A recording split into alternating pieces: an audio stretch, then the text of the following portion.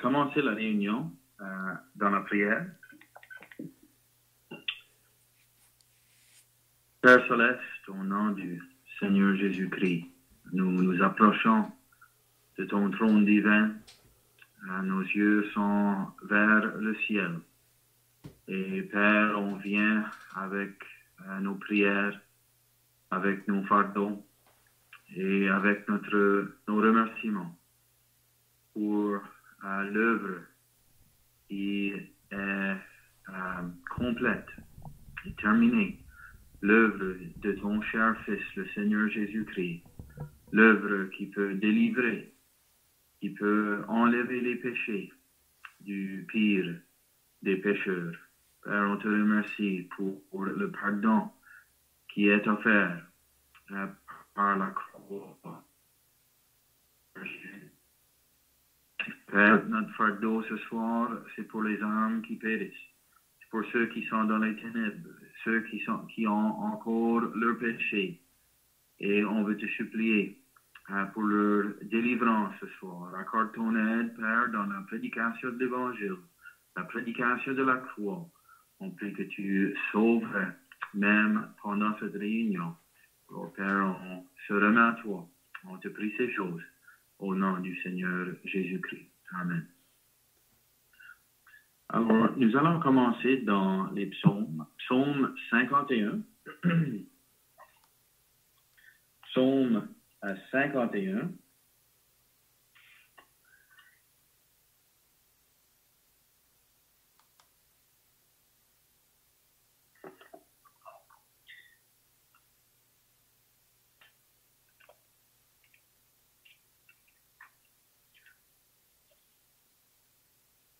Psaume 51 et le verset 1.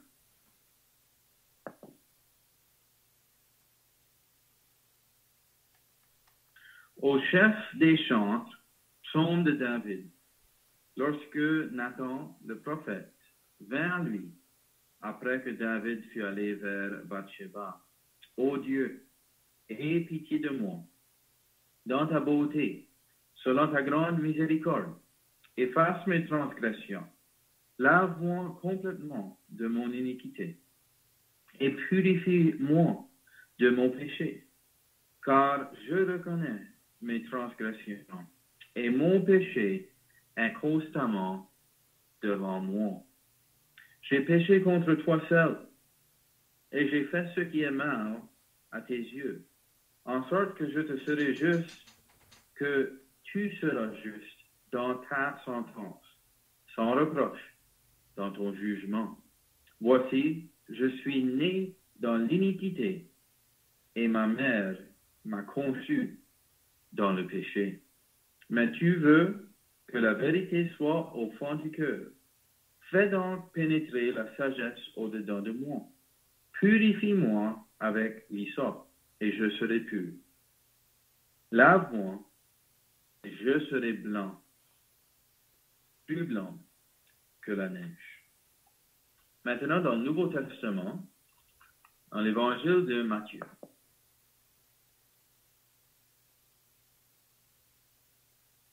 L'Évangile de Matthieu, au chapitre 5.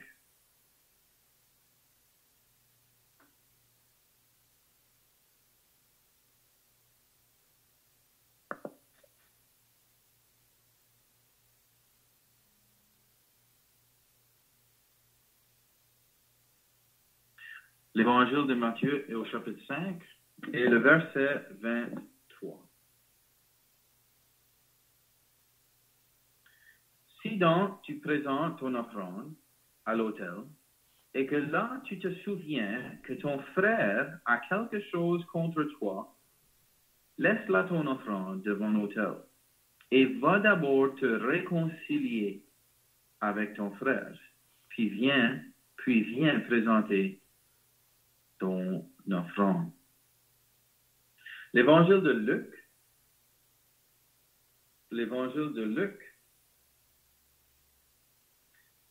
est le chapitre 17.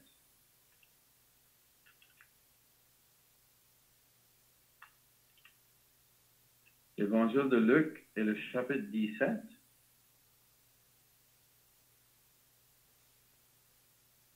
Et le verset 3. Prenez garde à vous-même. Si ton frère a péché, reprends-le. Et s'il se repent, pardonne-lui. Et s'il a péché contre toi 7 fois dans un jour, et que 7 fois il revienne à toi disant, je me repens, tu lui pardonneras. Le chapitre 23 du même livre, l'Évangile de Luc, chapitre 23, le verset 33. Luc au chapitre 23 et le verset 33. Parlant du Seigneur Jésus-Christ. Luc chapitre 23, verset 33. Lorsqu'ils furent arrivés au lieu appelé Crâne, ils le crucifièrent là, ainsi que les 2 malfaiteurs, l'un à droite et l'autre à gauche. Jésus dit, Père, pardonne-leur, car ils ne savent ce qu'ils font. Ils se partagèrent ses vêtements en tirant au sort. Le peuple se tenait là et regardait. Les magistrats se moquaient de Jésus, disant, il a sauvé les autres, il se sauve lui-même s'il est le Christ, l'élu de Dieu. Et une dernière lecture dans l'Épître aux Éphésiens,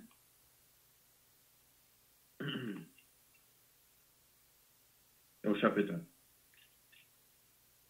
Maintenant, c'est un chrétien qui parle, l'apôtre Paul, un homme sauvé. L'Épître aux Éphésiens au chapitre 1, le verset 3.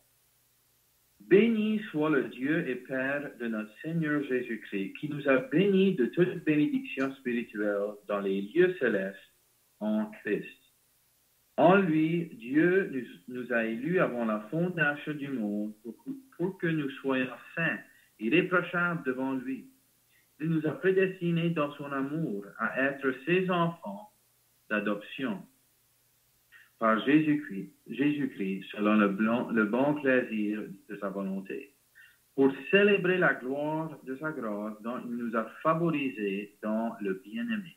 En lui, nous avons la rédemption par son sang, le pardon des péchés. Alors, c'est tout que j'aimerais lire dans la parole de Dieu et on se confie à Dieu pour son aide dans la présentation du message qui est sur notre cœur. Alors, peut-être, vous êtes remarqué en faisant la lecture de ces passages, le thème que j'ai à cœur ce soir. Et c'est le pardon. Le pardon. C'est ce qui a été sur mon cœur en réfléchissant envers cette réunion. Alors, j'espère et j'ai confiance en Dieu qu'il y a quelqu'un ici aujourd'hui qui écoute la réunion et que ce sujet et ce message, c'est justement pour toi. Alors, le pardon, c'est quelque chose qui est compris, je dirais, à l'échelle mondiale. C'est un thème qui est compris partout au monde et pendant tous les siècles. L'idée que nous pouvons offenser quelqu'un. L'idée qu'on peut faire quelque chose qui n'est pas bien et que on vient à la conclusion et la conviction que ce que nous avons fait contre une personne peut-être ou en général, c'était mal. Et nous nous sentons coupables au point qu'on cherche le pardon. On cherche à confesser ou se réconcilier. On veut recevoir ce pardon. Et sûrement, nous tous ici, pendant notre vie, pendant notre jeunesse, vivant peut-être avec des frères et des sœurs, souvent, il y a eu des choses qui se produisent en nos relations. Peut-être qu'on ne s'est pas toujours excusé, mais sûrement dans nos familles, en regardant dans notre passé, on peut penser à des temps où il s'est produit des offenses. Et j'aimerais que à ce moment qu'on prend un temps pour retourner dans notre mémoire, dans notre passé, dans notre jeunesse, dans notre vie, et qu'on réfléchit à ces temps dans notre vie où il y a eu des offenses. Et comme on a lu dans l'évangile de Matthieu et l'évangile de Luc au chapitre 17, le contexte ici, on va juste faire une application, mais on peut du moins voir des principes dans l'évangile de Matthieu et l'évangile de Luc concernant les offenses. Et dans le chapitre 17 de l'évangile de Luc, c'est quand ton frère a péché contre toi. Et il a besoin d'être pardonné. Et probablement qu'on a tous eu cette expérience dans notre vie. Quelqu'un a péché contre nous. Quelqu'un nous a offensés. Quelqu'un nous a fait du tort. Peut-être c'était un frère, peut-être c'était une sœur, peut-être c'était nos parents, peut-être c'était des cousins, peut-être c'était des amis ou des personnes qu'on croyait étaient nos amis, ou quelqu'un d'autre dans nos communautés, à notre travail, à l'école, ou dans notre vie en général. Sûrement, il y a eu des petites offenses, mais sûrement, il y a eu des grandes offenses. Des temps où quelqu'un nous a vraiment blessés, quelqu'un nous a vraiment fait du tort. Et peut-être, jusqu'à ce moment ici, pour certains d'entre nous, il y a encore des blessures de notre passé. Et peut-être qu'il y a eu des temps qu'on aurait aimé que quelqu'un vienne s'excuser à nous autres. Et n'est-ce pas que quand quelqu'un s'excuse, quand quelqu'un prend le temps et vient à s'excuser, souvent notre attitude change envers eux. Il y a un soulagement qui se produit. Il y a le pardon qui se produit, idéalement. Ce n'est pas toujours le cas. Parfois, les gens peuvent se décider qu'ils ne vont jamais pardonner quelqu'un pour ce que la personne a fait. Mais on peut penser aussi à nous-mêmes. Peut-être que nous-mêmes, on a offensé des gens, et c'est fort probable que, maintes fois, on a offensé quelqu'un sans vraiment le savoir. Mais il y a eu des temps sûrement que, en y réfléchissant, qu'on a offensé quelqu'un, on a fait quelque chose qui était mal à quelqu'un d'autre. Peut-être on s'est excusé, mais peut-être on ne s'est jamais excusé. Mais des temps jusqu'à on a péché contre quelqu'un d'autre. Et ça, c'était vraiment le principe que je voulais soulever dans l'évangile de Matthieu. Si donc tu présentes ton offrande à l'autel et que là tu te souviens que ton frère a quelque chose contre toi, en autre mot, tu as péché contre lui. Laisse là ton offrande devant l'autel et va d'abord te réconcilier avec ton frère. Et sûrement, il y a des occasions dans notre vie, si on y songe un petit peu, qu'on a offensé quelqu'un. on a péché contre quelqu'un. On a blessé quelqu'un, peut-être plus qu'on le sait.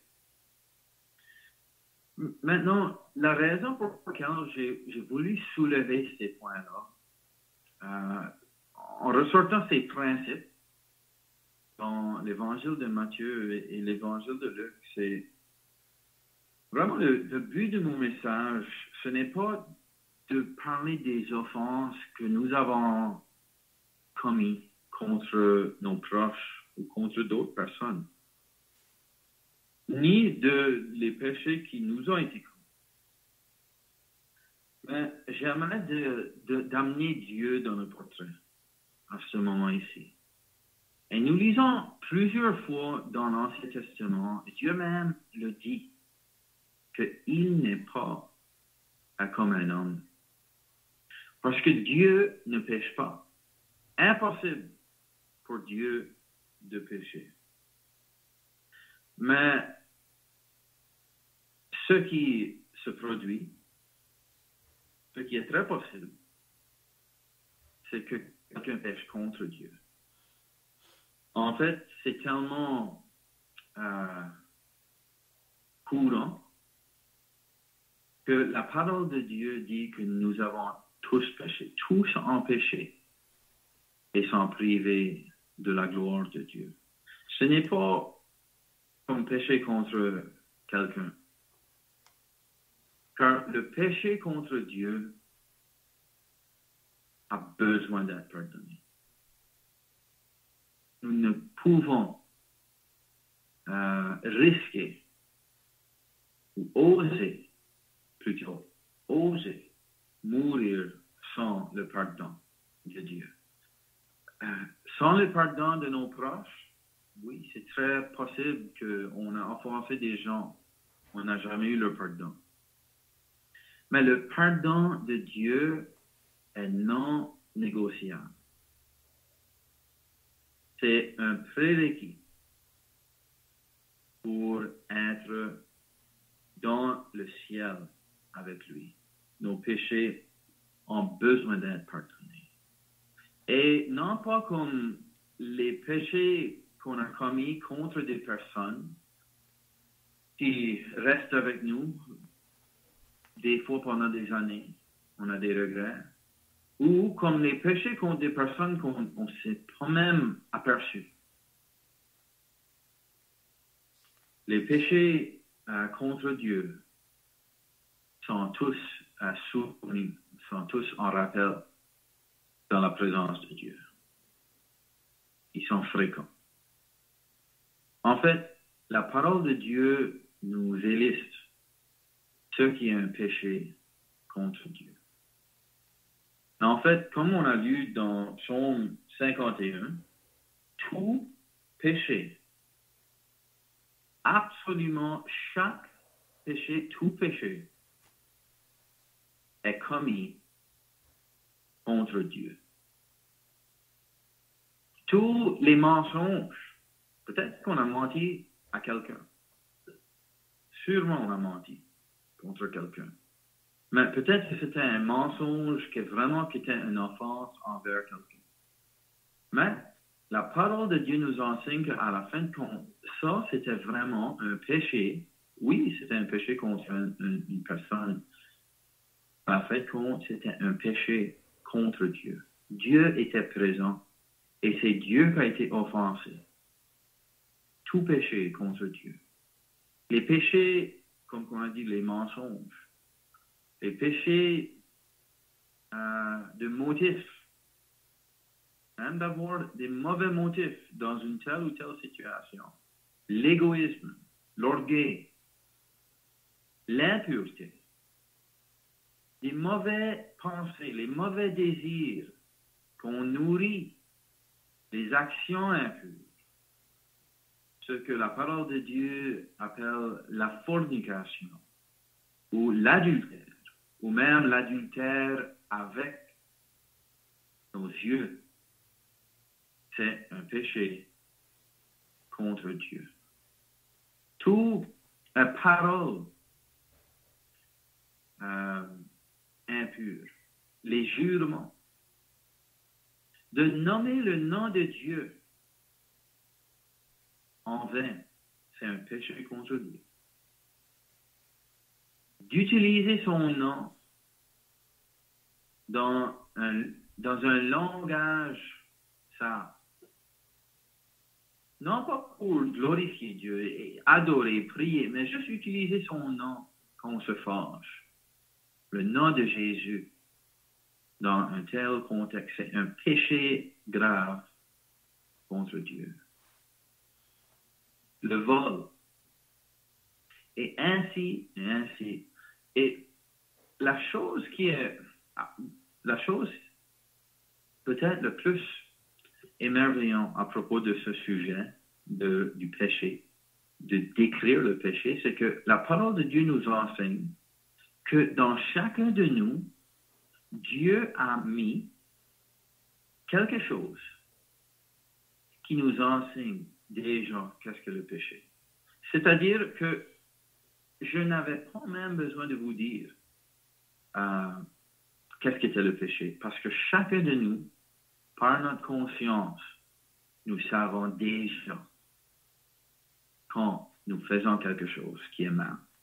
Ça vient de Dieu, c'est la conscience qui vient de Dieu. Et on a lu dans Psaume 51, c'était un homme qui avait commis un péché. Non pas juste commis un péché, mais il avait compris qu'il avait péché contre Dieu. Et c'est vraiment la réalisation qu'on a besoin d'avoir. Nous tous et chacun, on a besoin d'être amenés à le point que nous allons comprendre et accepter le sérieux de nos péchés. Nous allons admettre à Dieu, nous allons confesser à Dieu comment grave sont nos péchés. Et c'est justement ce que cet homme, David, avait fait, c'est la repentance.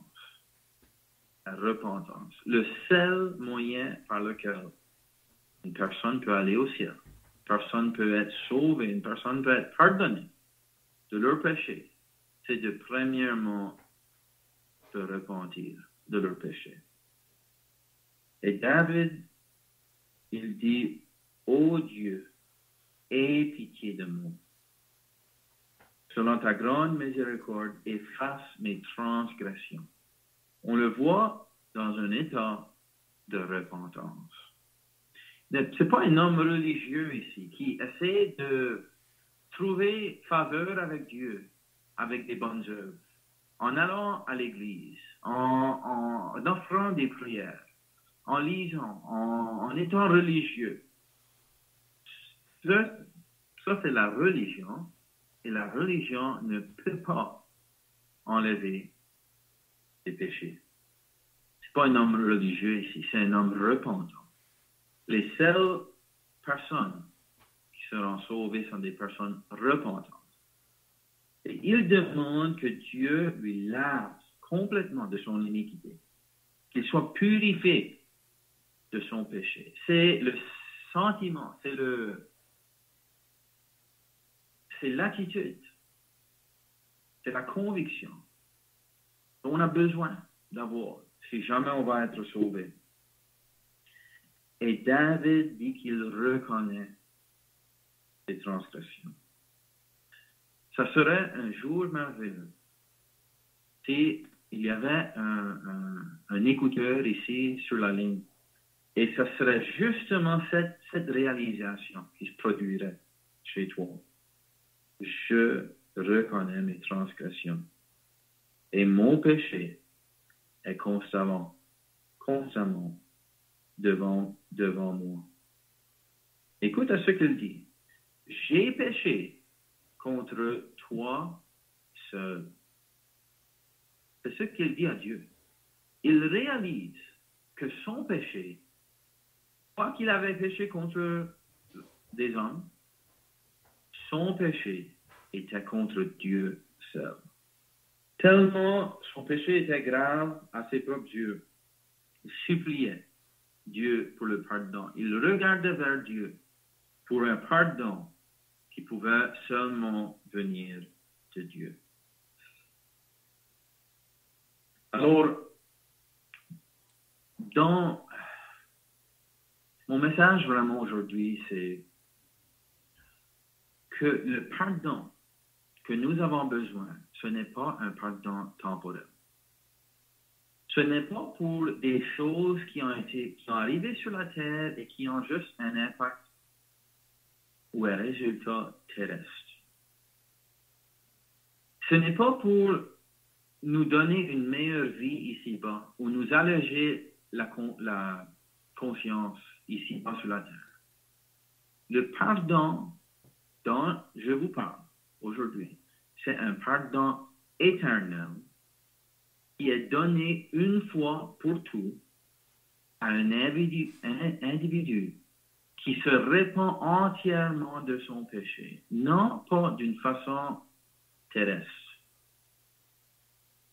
pas pour avoir une meilleure vie ici-bas, mais c'est un individu qui va réaliser mes péchés sont tellement graves, ils vont être jugés éternellement. Les péchés que j'ai commis quand j'étais un enfant, Dieu était là. Les péchés que je commets encore aujourd'hui, Dieu est présent. Et tous ces péchés sont comme une montagne contre Dieu et contre Dieu seul. Il est très conscient de tous les détails que nous-mêmes avons oubliés. Ces péchés sont contre Dieu, comme une montagne. Et ces péchés, par la justice de Dieu, ils vont être jugés éternellement dans l'enfer et dans le lac de feu. Ça, c'est la gravité, le sérieux de nos péchés. Si jamais qu'une personne va être sauvée, ils ont besoin d'accepter cela. Ils ont besoin de reconnaître comment sérieux sont leurs péchés. Mais on veut vous dire qu'il y a une bonne nouvelle. Parce que dans le livre d'Éphésiens, nous avons lu à propos du pardon des péchés. Ça dit, en lui, nous avons la rédemption par son sang, le pardon des péchés. Pour un pauvre pécheur impie, condamné, destiné à l'enfer, ruiné, perdu, il y a un message merveilleux pour une telle personne. Mais si la personne qui écoute le message de l'Évangile est religieux, et son plan c'est que par ses bonnes œuvres, ils vont mériter le ciel, on n'a pas de bonne nouvelle pour de telles personnes. La bonne nouvelle, le message par lequel tu peux être sauvé, c'est seulement offert à des pauvres pécheurs perdus, ruinés complètement. Et c'est vraiment ça la repentance. C'est quand une personne, peut-être, qui pensait qu'elle était juste ou meilleure, un petit peu meilleure que certains, pas un criminel, pas si pire. Mais cette personne, tout d'un coup, comme un fouet divin, comme un éclair de Dieu, la personne réalise, ses pensées sont ouvertes par Dieu. Et la personne comprend, je suis condamné. Je vais perdre mon âme. Je suis perdu. Mes péchés sont contre lui et lui seul, et je serai jugé. Merci à Dieu pour cette révélation. C'est produit dans ma vie, je peux vous assurer, j'oublierai jamais quand j'ai compris cela. Et toutes les personnes qui sont sauvées sur la terre, en ce moment précis, inoubliable, dans leur passé, quand ils ont compris qu'ils étaient absolument condamnés, perdus devant Dieu, en route pour les flammes. Merci à Dieu pour cette réalisation. Ça, c'est la vraie repentance, sincère.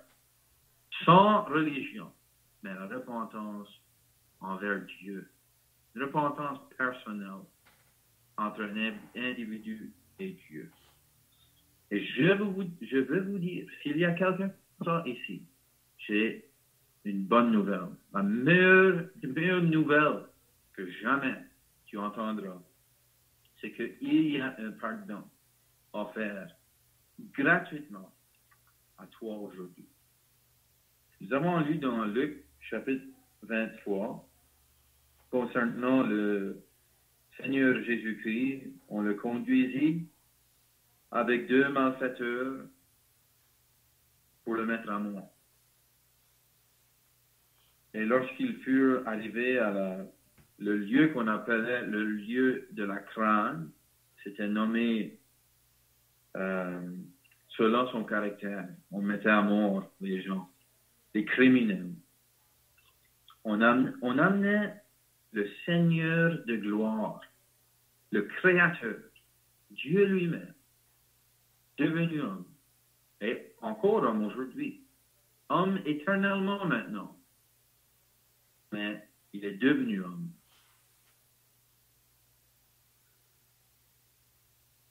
Afin de nous sauver, afin d'offrir son corps en sacrifice pour nos péchés.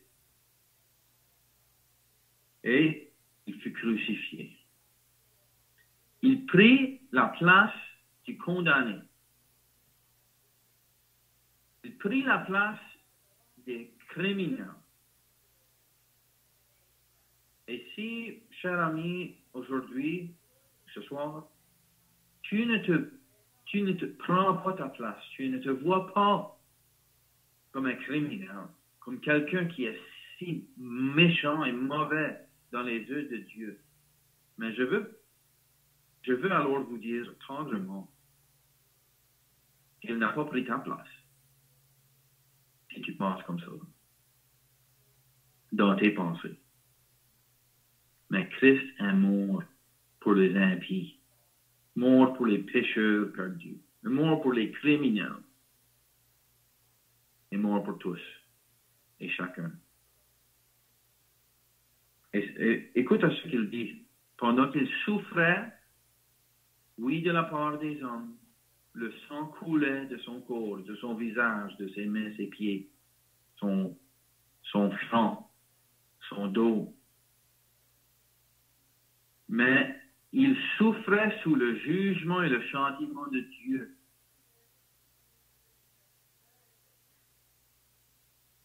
Il prit le jugement éternel de mes péchés lorsque la croix. Écoute à ces paroles. Écoute à les paroles de quelqu'un qui a été crucifié par des mains méchantes. Jésus dit, Père, pardonne-leur, car ils ne savent ce qu'ils font. Alors, voilà la raison pour laquelle il a été crucifié. Afin que le pardon soit offert à tous. Les péchés qui te guettent, les péchés qui sont comme un fardeau sur ton dos, qui n'ont pas été pardonnés jusqu'alors. Les péchés qui te séparent de ton Dieu. Les péchés qui seront jugés éternellement si tu meurs dans tes péchés. Le Seigneur Jésus-Christ a dit, si tu meurs dans tes péchés, là où je vais, tu ne peux venir. Ces péchés-là, Christ peut les pardonner aujourd'hui. Tu n'as pas besoin de joindre une religion. Tu n'as pas besoin de nous joindre. Tu n'as pas besoin de donner quelque chose. Tu as simplement besoin de reconnaître ton vrai état perdu devant Dieu, absolument ruiné devant Dieu, 3 fois saint, destiné pour les flammes, condamné devant le juge de toute la terre. Et en repentance sincère, regardez vers la croix miséricordieux, la croix du Seigneur Jésus-Christ. Et de façon personnelle, croire en lui. recevoir son œuvre, son sacrifice. Et nous disons, crois au Seigneur Jésus-Christ et tu seras sauvé. Alors, c'est comme ça que tous chrétiens ont été sauvés dans toute l'histoire humaine.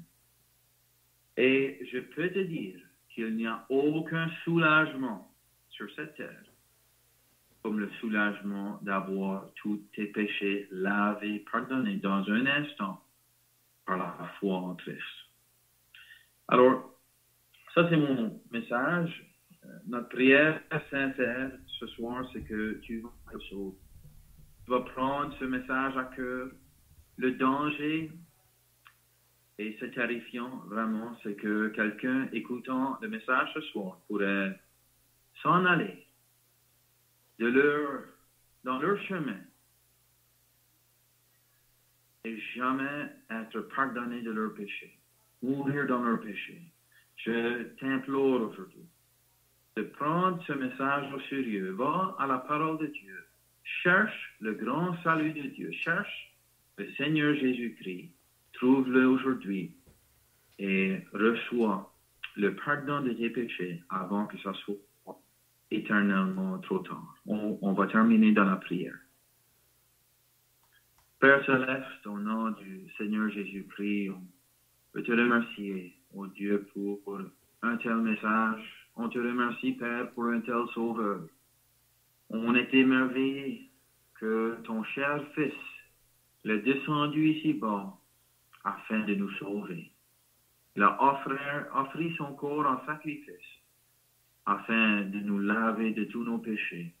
Père, on te bénit pour un tel sauveur. On prie pour ceux qui écoutent le message ce soir, que tu vas les sauver et pitié d'eux. On te prie, te demande ces choses au nom du Seigneur Jésus-Christ. Amen. Amen.